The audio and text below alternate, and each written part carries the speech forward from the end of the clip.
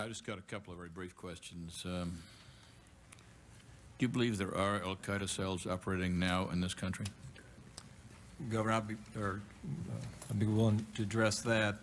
There are clearly individuals who are currently under investigation by the FBI, the Joint Terrorism Task Forces, in the United States who we have great concern about, some of whom may be considered operatives. There are a much greater number of those who are facilitators in some respect, fundraisers, recruiters, who we also assess as being potential operatives, but it's a question of when they cross that line.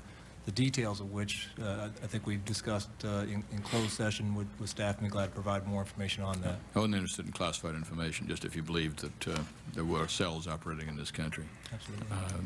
The rest of you? Yeah. Through the investigations that we have done prior to 9/11, it was clear to us, at least traditionally, that any al-Qaeda affiliates based in the United States, resident here, whether citizens or not, tended to be people who were looked to by the organization perhaps as a logistics assistance, and not for operational purposes.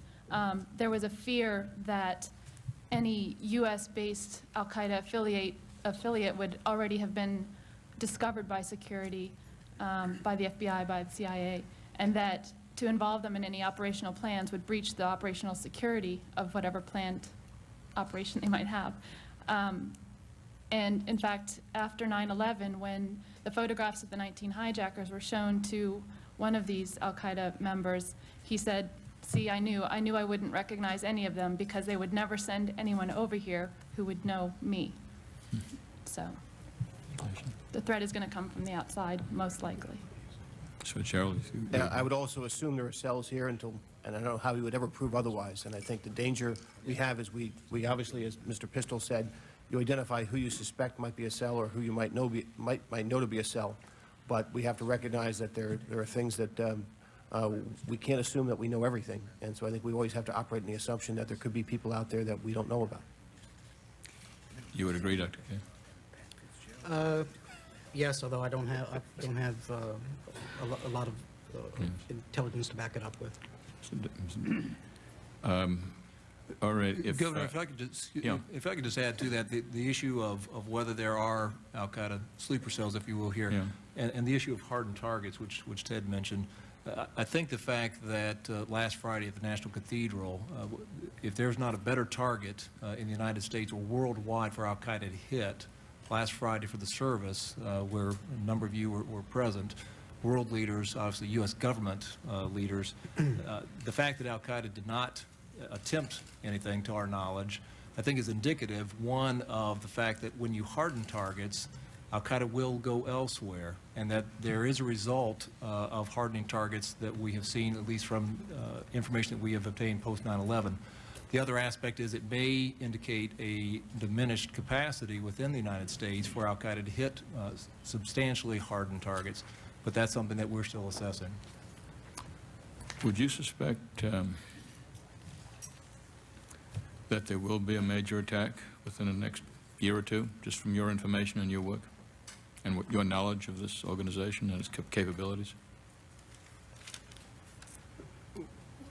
We are currently dealing with threat information that pertains to the next several months or the end of the year, if you will, based on several streams of reporting that the Attorney General referred to in a press conference where he had to be on the lookout notices for the 7 individuals. So we are clearly looking at that closely. There is indication that al-Qaeda wants to hit the U.S. hard, as the Attorney General mentioned, in the next several months, and we are taking a number of steps to address that. Just really one final question for you all.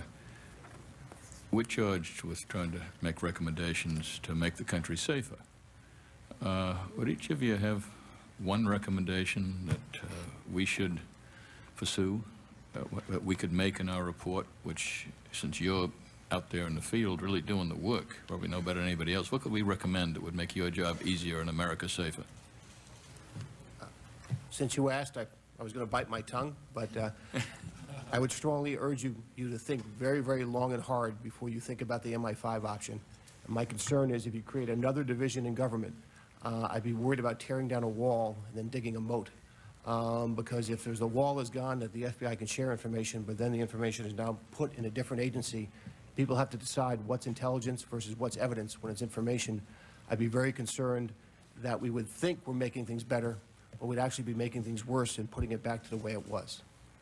Okay, that's a recommendation you don't want us to make. What recommendation would you like us to make? Or anybody? Sure.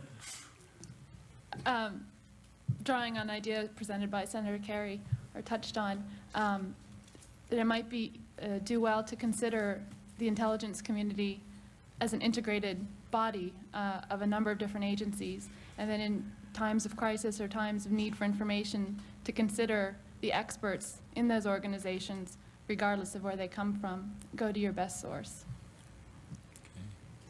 Okay. Dr. Kay?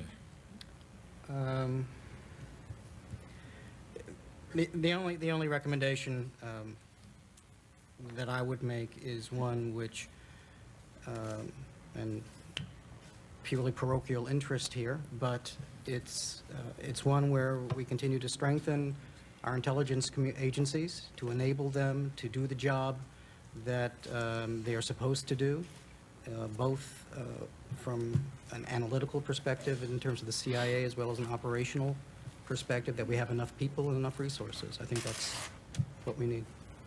I will make an affirmative recommendation. Okay. If I were to be an immigration inspector at the border, the one thing I'd like to know is if someone's been to a training camp. And I don't know if we still ask the question whether or not anyone's ever been a member of a communist party when they immigrate to our shores, but that threat is gone.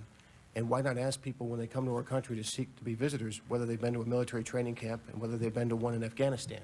Now, it wouldn't be disqualifying. They could explain why it is they went there, and we can make an informed decision whether to let them in. But if they identify themselves, we could decide to give them more attention and merit closer scrutiny as to when they went and who they went with. And if they should come in and lie, which is perfectly understandable that they might lie about that, then that would give us a reason to throw them out of the country. If we could prove that, in fact, this person came in under false pretenses, we can get rid of them. But that, to me, might be one of the most important questions we'd want to know about someone coming into our country, so why not put it on the form?